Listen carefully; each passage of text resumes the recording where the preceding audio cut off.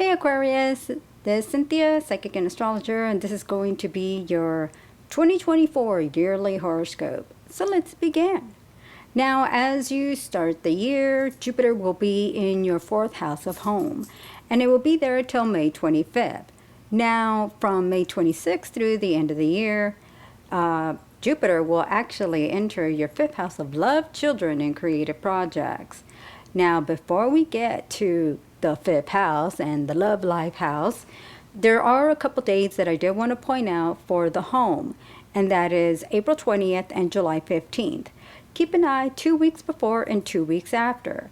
Now, this could bring a time to relocate, renovate, or make changes around the home.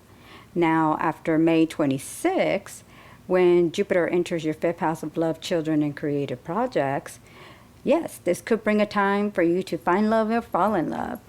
Find love or fall in love.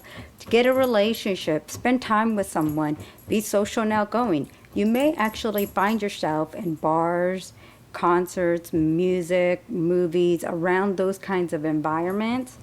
This could also even be a time for you to write music and produce, put together videos, music, movies, be creative. If you are looking maybe to write a book, this is actually going to be a very good time to do so. And it could actually bring about great opportunities to write, craft, and create. Now, there could be the possibility of spending more time with children, getting involved in sports or hobbies. Maybe you hear of news of a baby on the way. Maybe you yourself spend time more with children. So there's going to be a very exciting and interesting time for you. Now, Saturn and Neptune will be in your second house of earned income. Now, what's very interesting is, and it'll be there all year, but what's interesting is that on September 17th, you will have a full moon lunar eclipse in your second house of earned income. So the next 6 months after that time in September could bring opportunities for more income, to make more money. Maybe you start a side venture, business venture. Maybe you're open to building more income in other ways. The only thing that I would point out is, as much as there is a very positive time of opportunity to make money, you may find yourself investing more into it before you start seeing the return of investment. So if you are maybe looking to flip a house, maybe to start a business venture, and so you have to purchase inventory. Maybe you find yourself making all these little purchases before really starting to see the business coming in.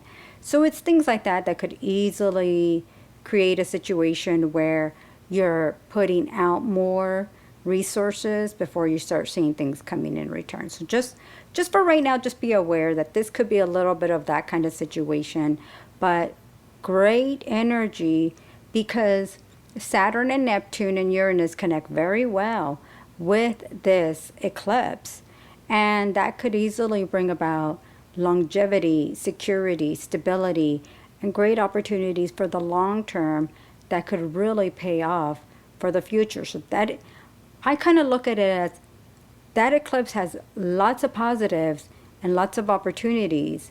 So it's just going to be a matter of how you utilize it, but that could really pay off in the long term. So Uranus is still going to be in your fourth house of home all year, and this could be a very positive time. Maybe you sell a home quicker than what you wanted to, but then you find another home or a new home fairly quick. This could also bring about time when you make a side income or profit from a home, or changes relating to the home. Now, Pluto will be entering your own sign and house starting January 21st, and will be there for 15 years.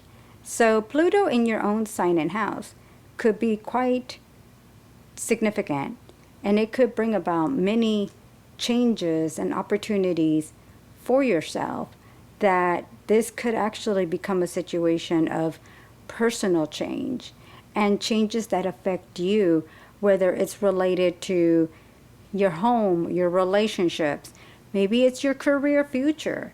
And this could be quite a significant time for yourself that could pay off for many years and even decades in the future. So Mars will be entering your partnership house starting November 3rd all the way through June 17th, 2025. Now, the reason why it's going to be there for so long is because you're going to be having a Mars retrograde starting December 6th through the end of February 2025. So during that time, so Mars in your 7th house, it's a great time of partnerships, collaborations, connecting with others, working with others. But when it's a retrograde cycle, this could create disagreements, arguments, breakups, separations, even divorces. So I think it's really going to be a situation on what it is that's going on during that time. It's a great time, like I said, to collaborate and work with others and to not do things on your own. But when the retrograde cycle hits, it could really create some, like I said, disagreements, arguments, confrontations. So just be aware of it right now. None of this is going to be happening until literally over 12, 14 months from now.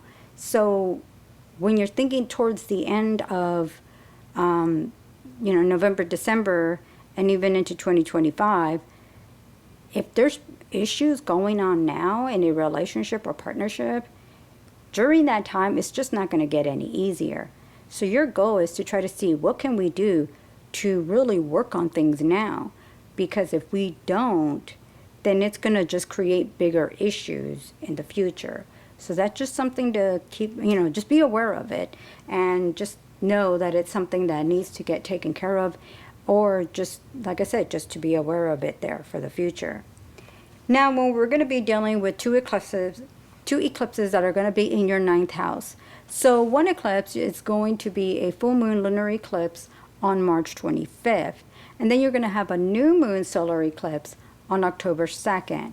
So the 9th house rules long distance, also rules education, like universities, taking classes and courses to further your career.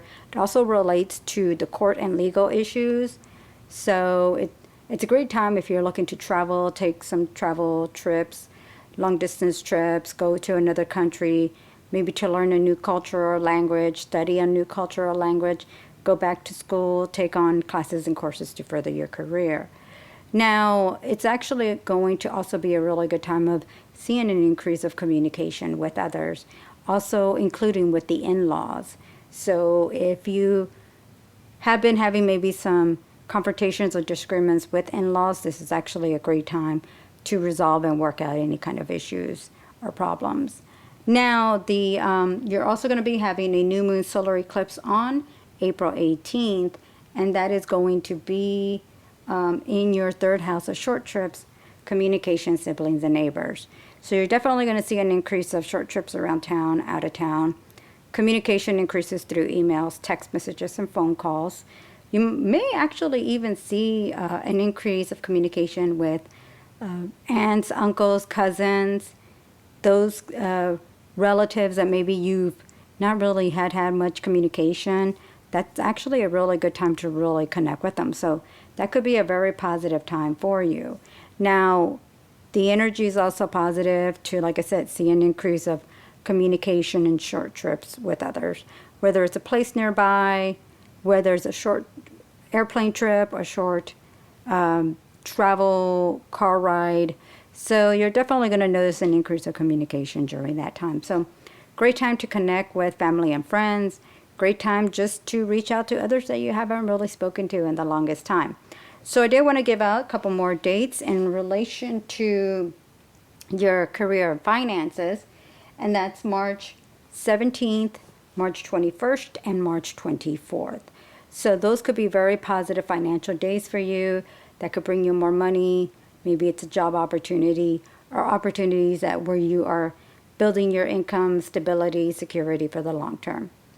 So thanks for listening. Keep an eye on my monthly horoscopes, where I will go more into detail by month on my website, thepsychicone.com, maybe through even some videos here that I'll be posting throughout the year. And also check out my podcast, The Psychic One Podcast, where I do have more discussions regarding astrology and the horoscopes.